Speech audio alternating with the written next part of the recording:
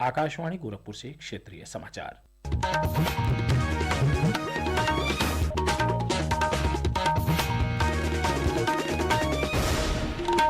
नमस्कार, समाचार बुलेटिन के साथ मैं वेद प्रकाश पाठक। नवरात्रि के 8वें दिन आज महाअष्टमी पर प्रदेश भर में देवी दुर्गा के महागौरी स्वरूप की पूजा अर्चना की जा रही है।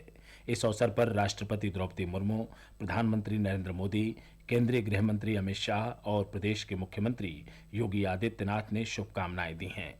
दुर्गाष्टमी पर अयोध्या के देवकाली मंदिर, गोरखपुर के बुढ़िया माता मंदिर, महाराजगंज के लेहड़ा माता मंदिर और बलरामपुर के मां पाटेश्वरी मंदिर सहित प्रदेश के सभी शक्तिपीठों और देवी मंदिरों में आज सुबह से ही श्रद्धालुओं की भारी भीड़ है।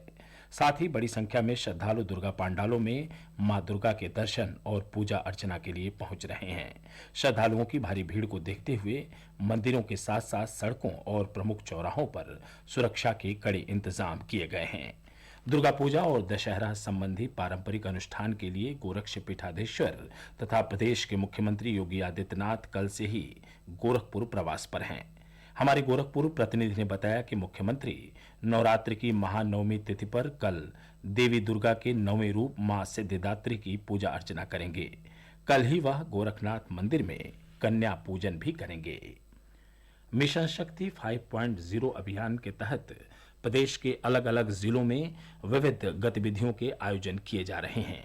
इसी कड़ी में आज वाराणसी के पुलिस लाइन सभागार में 501 कन्याओं का सामूहिक कन्या पूजन किया गया। आयोजन में प्रदेश के आयुष राज्य मंत्री स्वतंत्र प्रभार डॉक्टर दयाशंकर मिश्र दयालु भी शामिल हुए।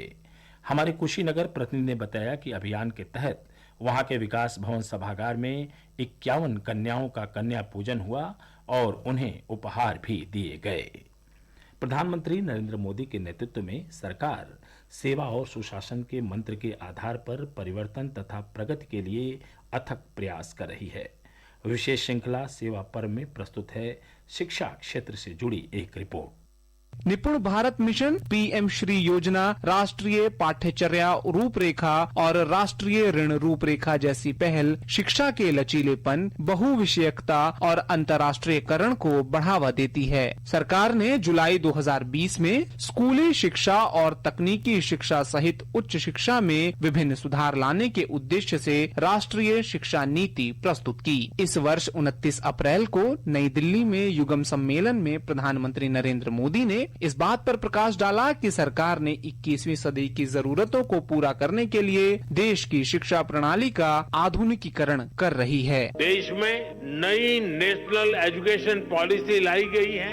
इसे शिक्षा के ग्लोबल स्टैंडर्ड्स को ध्यान में रखकर तैयार किया गया है। नई एजुकेशन पॉलिसी आने के बाद हम भारतीय एजुकेशन सिस्टम में बड़ा बदलाव भी देख रहे हैं। सरकार के प्रयासों से विश्वविद्यालयों और कॉलेजों सहित उच्च शिक्षा संस्थानों की संख्या 2014-15 में 51,000 से बढ़कर इस वर्ष 70,000 से अधिक हो गई है। 2014 से एम्स संस्थानों की संख्या 7 से बढ़कर 23 हो गई है, जबकि मेडिकल कॉलेजों की संख्या 387 से बढ़कर 2,000 से अधिक हो गई है। प्रधानमंत्री नरेंद्र मोदी द्वारा घोषित जीएसटी बचत उत्सव की शुरुआत 22 सितंबर से हुई है। विभिन्न वस्तुओं और सेवाओं पर कर की दर कम होने से समाज का हर वर्ग लाभान्वित हो रहा है। एक रिपोर्ट।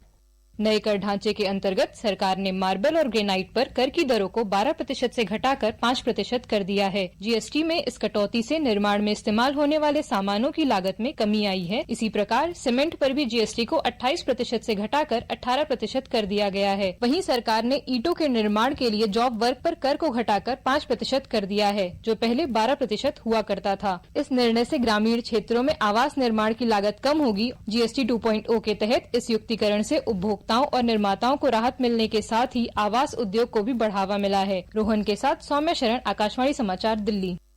प्रदेश के प्रयागराज और मथुरा सहित कुछ अन्य जिलों में हुई बारिश से लोगों को भीषण गर्मी से राहत मिली है। पूर्वी उत्तर प्रदेश के कई जिलों में आज दोपहर बाद से बादल छाए हुए हैं। हालांकि धूप और उमस का असर अभी भी बना हुआ है।